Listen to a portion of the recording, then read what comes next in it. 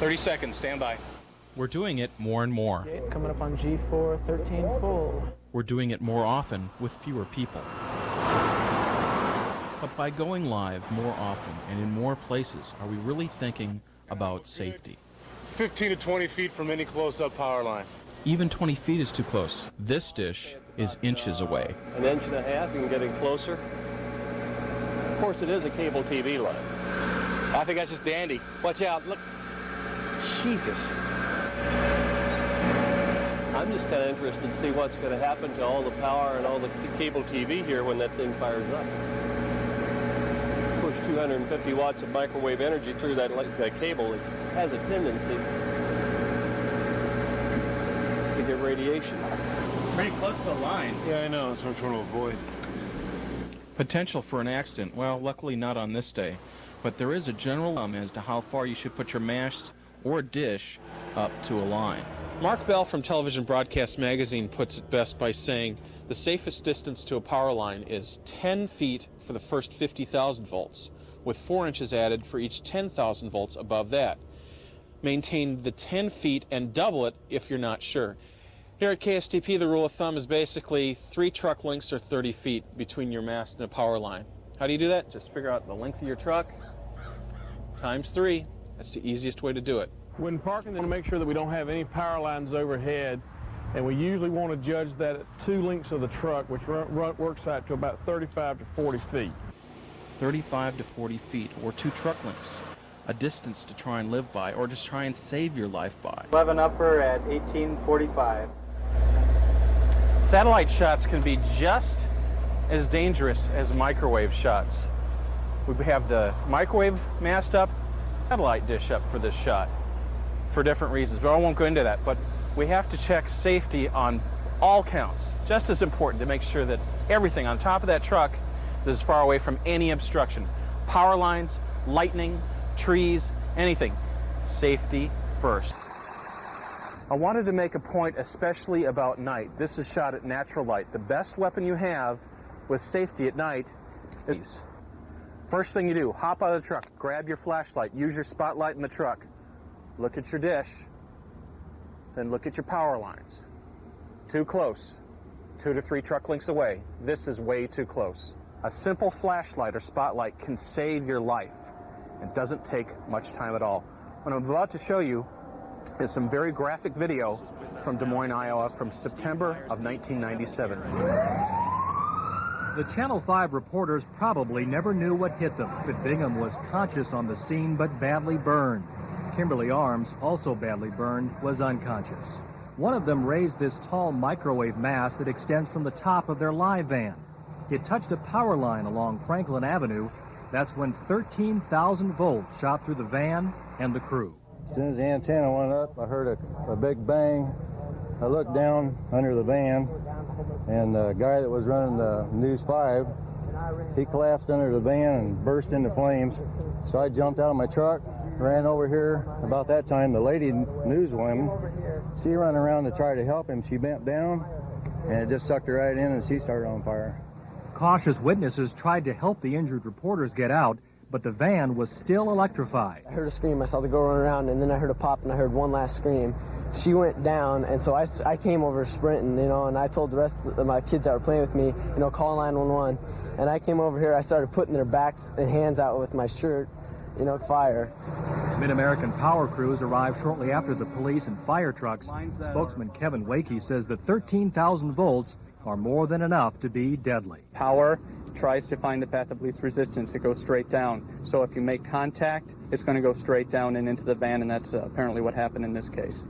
We try to keep the mast at a safe distance so that if the wind would blow and that sort of thing, it couldn't even come close to the power lines. We need to respect those power lines and to maintain a lot of separation.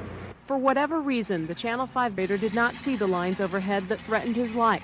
And though those of us in the business of television read now and then about these incidents happening elsewhere, it is hard to believe it happened here. I've never seen this happen. And in fact, when setting up a live shot, I know that the photographers are trained. Look up first. Make sure that you're not coming in contact with anything. News Channel 8 photographer Sarah Strom happened to be driving by when the accident happened and knew immediately what was going on. After warning people to stay clear of the still-charged van, calling and seeing the ambulances arrive, she, like every other television employee on the scene, found this news story far too close to home not to be affected. This could happen to anybody that we know. It's horrible. It's very scary to think that that could happen any day, and it happened here. Mid-American Energy says the top wire of that specific power line carries about 60,000 volts. The mast touched the lower power line that carries 13,200 volts, 105 times the amount of the electric outlets in your home. Those are only 120 volts. It only takes 110 volts to hurt somebody. Imagine what a power line can do when it hits the ground. And this is where it came in contact with the ground. That power line is 7,200 volts, so when it hits the ground, it's hot enough to turn the dirt into glass, and it's still hot to the touch. Here's some very graphic footage from Washington, D.C. This is where Al Battle passed away. He was a veteran of CNN, and this is how he lost his life. Get out of there! Get him out of there! Yeah, there might be some... What the hell's in there? God damn. Right.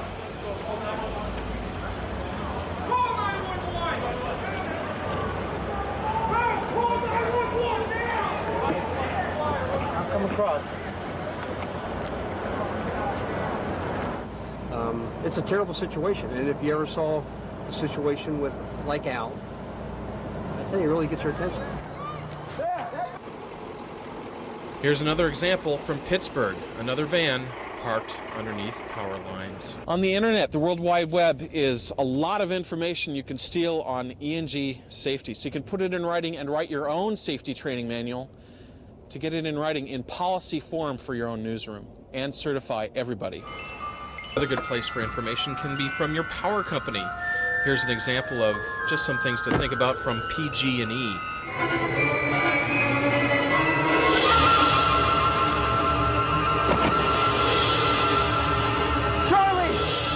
Charlie forgot that the ground was hot and that voltage diminishes in concentric circles like ripples in a pond. Forgot that he was stepping into a lower voltage than what was under his back foot. Forgot to hop or shuffle with his feet together. Feels all right. Dan Nelson's one of the lucky ones. He got Myers and lost his leg as a result of an E&G accident. There's a really lacking attitude in the industry towards E&G safety, and management hasn't paid enough attention to it, and it's gone on for too long. I don't know. I mean, I've been a victim. There have been other victims, and there will be more. But somebody's got to stand up and get somebody's attention. Mark Bell from Cast Magazine says distraction is the biggest problem in E&G and S&G accidents. 30 seconds. 30 seconds can be a period of time that if you walk around your truck and take a look, it can save your life. You might not even have to die. If you have a crippling accident, it can affect your life forever. 30-second walk around, by checking under the truck, checking up over the truck, can be the difference. 30 seconds gets interrupted, start it again. Give yourself 30 seconds. Seconds can save your life, just like this 30 seconds might save you. 2.5 minutes to pre-show. And when that award-winning live shot is all said and done, don't forget, you may be in a hurry to get home, but make sure everything's down and all ready to go. Watch out for those lights, and think safety. A lot of things to think about in the last over 9 minutes tape that you just watched, but the most important thing to remember is probably just 4 words. 4 words. Look up and live. Look up and live.